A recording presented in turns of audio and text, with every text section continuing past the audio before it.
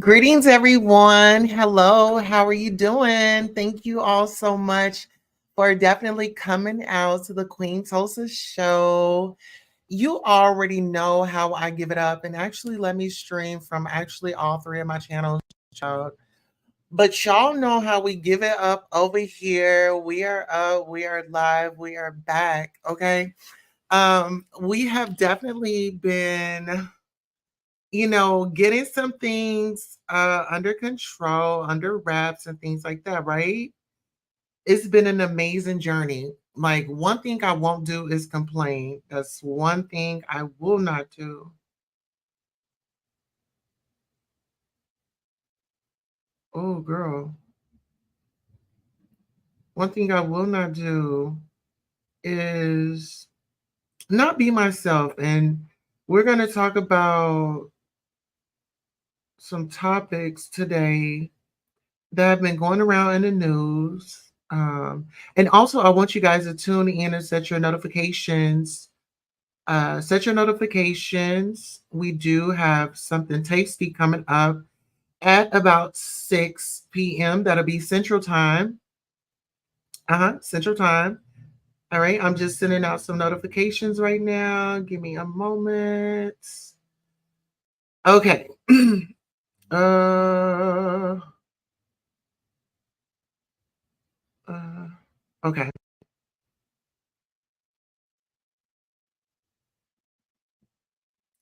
Child, and we got what's her name? Let me make sure I've got everything that we need. This was kind of like an unplanned show. However, we're still going to give you all as much content as possible.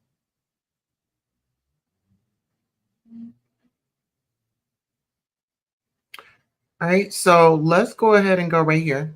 We're going to start from Instagram. Shout out to our family on Instagram. Oh, let's see. Okay, something went wrong. What went wrong? Something.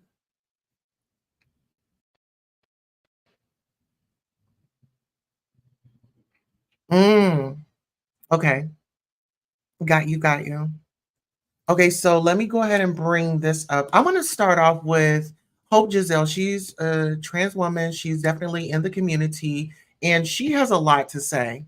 So without further ado, let's bring her on up and I will get some music going for us in just a moment. Give me 1 second as I pull this up. All right, let's listen to what Hope has to say and then we will continue with our commentary. Okay, I'm not really sure why that didn't come up. He has 10. She's one of them. He says they're the Hectors and they're his wife. He puts this in his story. She's the first one on the lineup of his house. He has his arm around her neck like some boy thug or something. But she's much more than that. And he stamped everybody's name on their chest. Hers was Renee. I said, oh, that. He has 10. She's one of them. He says they're the Hector. Okay, so pretty much what's going on. Blac Chyna's ex Hector says Tokyo Tony be sending him videos playing with her, you know what, but be on the net speaking down on his character. Ciao. What do you all think? Do y'all think that Tokyo Tony be in her her daughter's ex boyfriend's DM trying to show him the snatch? You know, what do you guys think? In my opinion, I don't see Tokyo doing that. I just really don't. Isn't she married? Tokyo's married and she's back home, right? Tokyo's married, she's back home. Tokyo is living her fabulous, beautiful life. And from my understanding, her and China are actually back on good terms. So to me, this sounds like that the dude, he wants to get in and get his moment. He wants to get in and get his moment and try to stir the pot. Like, let these ladies be happy. And I think that we've all like are looking forward to Blac Chyna and her mom finally coming to a common ground to where they can exist in the same space and nobody's being offended. And then also the grandchildren, like she has grandchildren. Like, why would he want to come on and put that out there like that, you know? And we all know that social media, everybody has social media. If you have a phone, you have social media, right? And as much as we want to protect our children, they are going to get on social media. You know what I'm saying? So, with that being said, let's get into this next story, child. Well, I don't know if you all remember, but child, the flying felon, Deborah Redden is Deobra Redden is back in court in front of the same judge he jumped and attacked less than a week ago. Okay, shout out to Hollywood Unlocked and the staff, Casey. Let's see. As we previously reported, the incident from last week, which was captured on video, showed Redden leaping over a table and charging at Judge Mary Kay Holthus and her staff. Now, as the court proceedings resumed, Redden appeared before the very judge he had attacked wearing a mask and flanked by court marshals.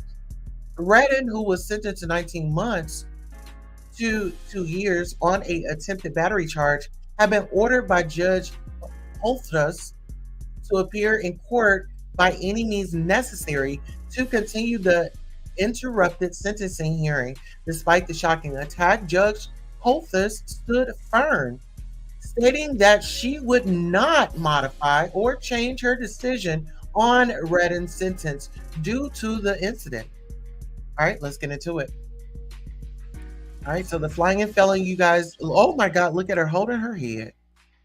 Okay, so right here, you see him. He was like, if you all know Soulja Boy do the Superman, that was like a real live impression of the Superman.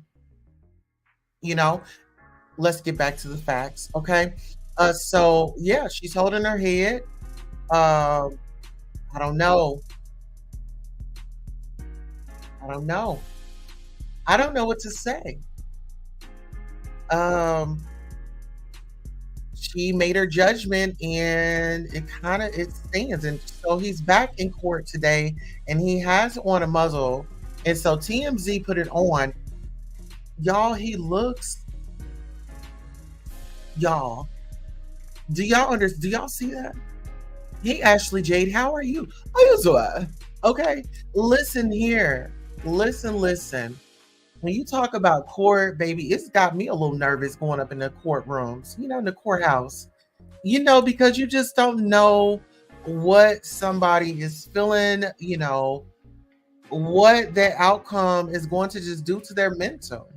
Well, speaking of people's mental, child, we got Oprah, and she's up here sounding off on the Taraji P. Henson situation. Let's get into it. Taraji, you got so emotional talking about pay inequity, and you created a space now where we have a cast of Black women. I would just like to say about this whole Taraji, I heard I was trending yesterday because people are saying that I was not supporting Taraji. Taraji will tell you herself that I've been the greatest champion of this film, championing not only the behind the scenes production, but also everything that everybody needed. So whenever I heard that there was something that people needed, I'm not in charge of the budget because that's Warner Brothers. That's the way the studio system works. And we as producers, everybody gets their salary. That's negotiated by your team.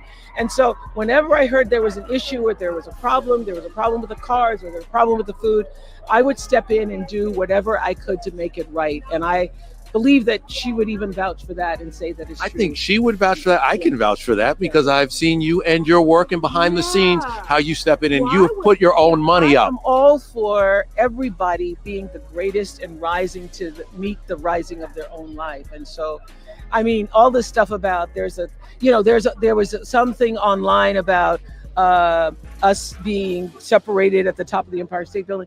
On that particular day, we were so cold. So I don't know what kind of body language people were talking about. I was like just trying to stay warm, and that was the fourth thing we had done. And so I there's no validity to there being a thing between Taraji and I. I want to ask you about Taraji. Well, okay, she was saying that she was cold and things like that. Well, Taraji has on a bigger, thicker jacket than her. So if that was the case, baby, I would have just been trying to get in on Taraji. But if we really understand the body language, she did move. She did move. It was very awkward. And they say a picture says 1,000 words. Well, baby, a video says 1,000,000,000,000 words. Okay, get into that part. You know, it's either you're gonna own up to it or you're still going to just still deflect. You know, and at this point, you know, don't even apologize because it seems like you don't want to acknowledge what happened. What happened? Acknowledge what happened. Okay. Now, speaking of acknowledging what happened, child, y'all already know we got our boy Cat Williams, baby. He has been in the news. Oh, yes. Listen, Cat has really lit a match. And baby, where there's smoke, there is fire. Okay. Listen here, I'm not going to discount what Cat is saying. I feel like what Cat is saying is very credible. I think that it's a story that we've all been hearing from different celebrities, from Monique to now Taraji, you know, and let's get back to that. Taraji, I feel a type of way about you because when Monique was out here screaming and shouting and letting the people know, hey, it's gender bias, you know, and nobody stood up for her. And now you're out here crying your eyeballs out, and everybody is supposed to run to your come to you and help you out. Really? We still going to help you. We're still going to pray for you, but it's for all women. And man, when you do get that salary or when you do get that come up, don't forget about the sisters that was out here marching and holding your hand. Okay. Now let's get into this. Cat Williams wasn't capping. Bernie Mac revealed years ago comedians be stealing jokes. Oh, shout out to College Kid. Okay. Let me go ahead and follow him. Fans have now pulled receipts of Steve Harvey and Cedric the Entertainer stealing material from Cat Williams and Mark Curry. Bernie Mac revealed before his unalivement that stealing jokes was common in the entertainment industry. All right, let's go.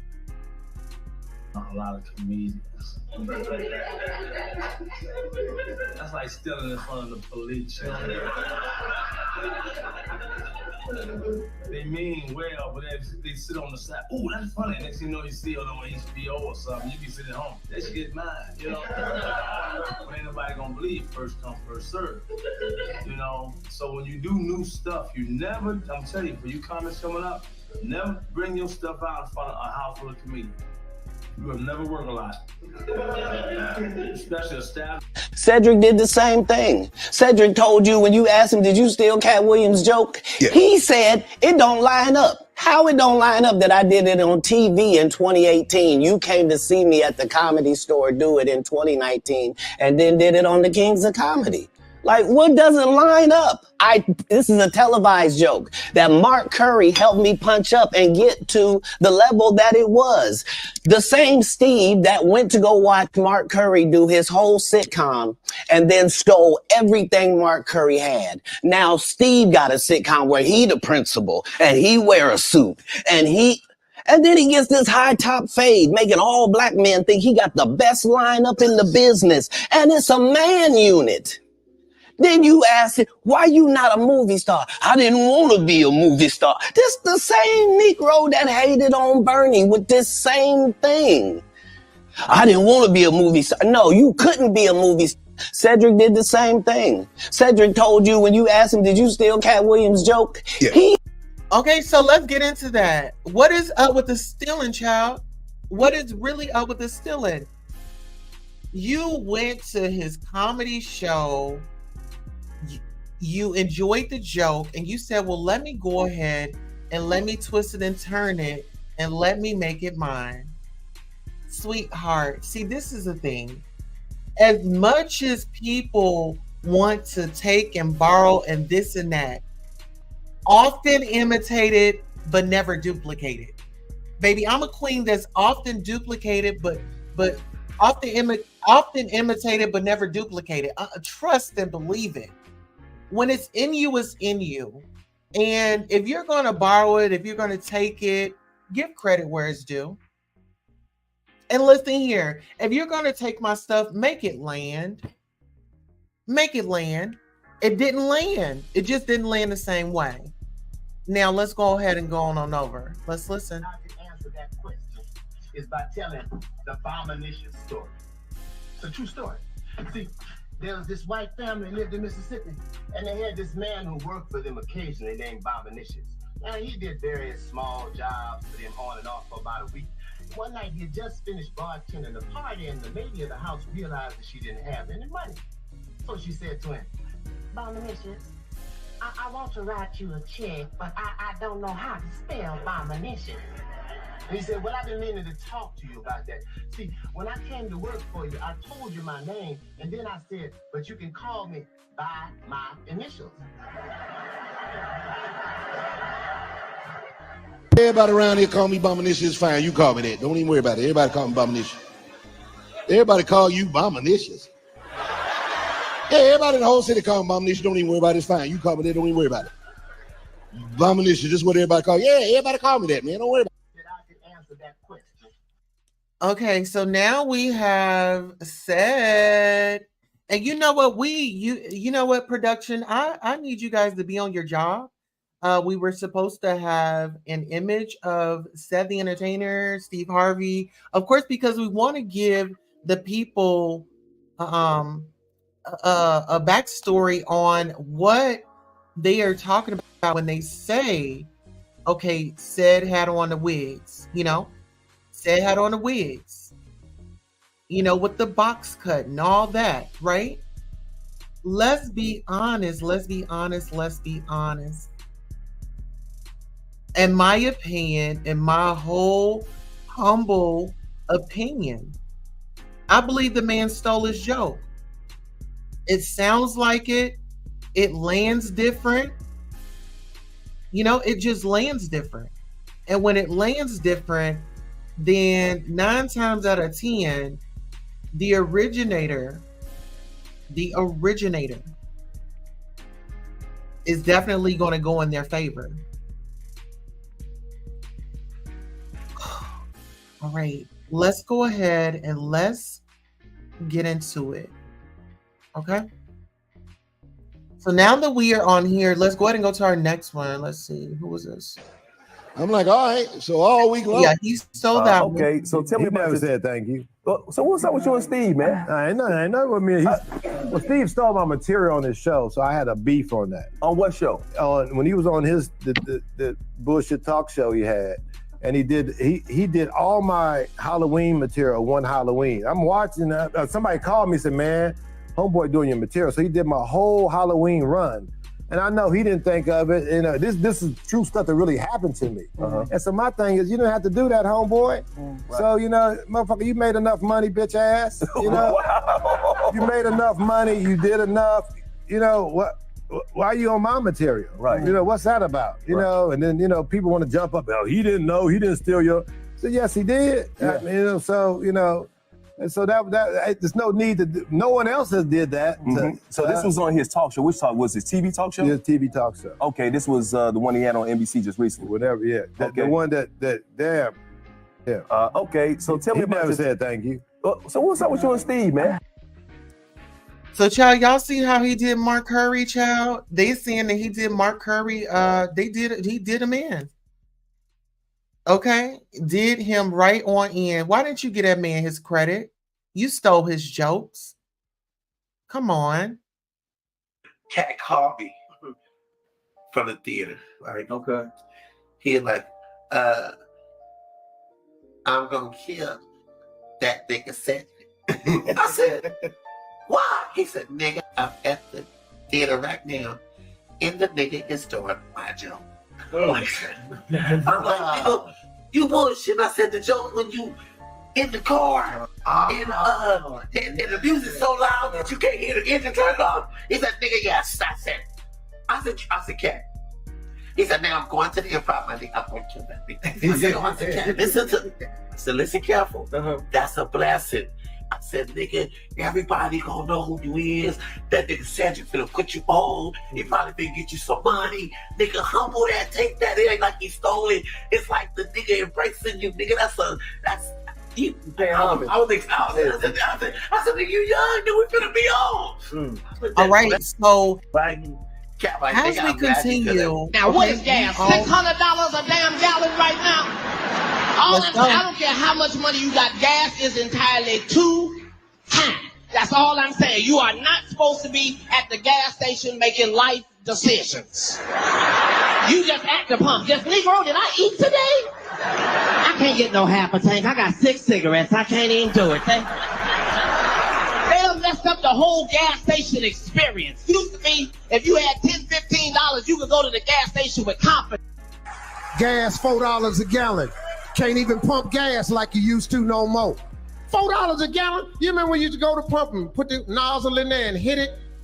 Be sitting there talking, be on your phone. Hey, what's happening? Be walking around, cleaning the windshield.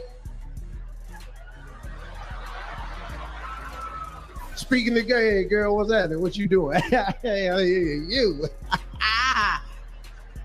Hey, dog, hey, you go in there, bring me a wine cooler. Bring me a cooler, dog. Not no more. Okay, so you know what? I just really had enough of all of the taking, the stealing. My thing is find your own creativeness. You know, I feel like when you create, it's actually from you and it's authentic and it's not, you know, artificial. You know, I feel like that's when you really, really, really see the best results and your potential. So I don't know. My what you do in the dark will come to light. I mean, you know, it was a secret all the way up until now. And 2023, a lot of people were being exposed and things like that. And so, and Steve was actually in the news last year. You know, Marjorie's ex-husband went to jail, got out, told his story. And, you know, did he ever put that book out? Okay. So it all makes sense. And Ricky Smiley went to crying online. I just didn't want to play that because, I mean, I don't know. You guys let me know what you all think in the chat. This concludes our broadcast, and I want to thank you for coming by the Queen Tulsa Show. Until next time, so long. Say something. Girls need love. Girls need love. Girls need love. So what's a girl to do?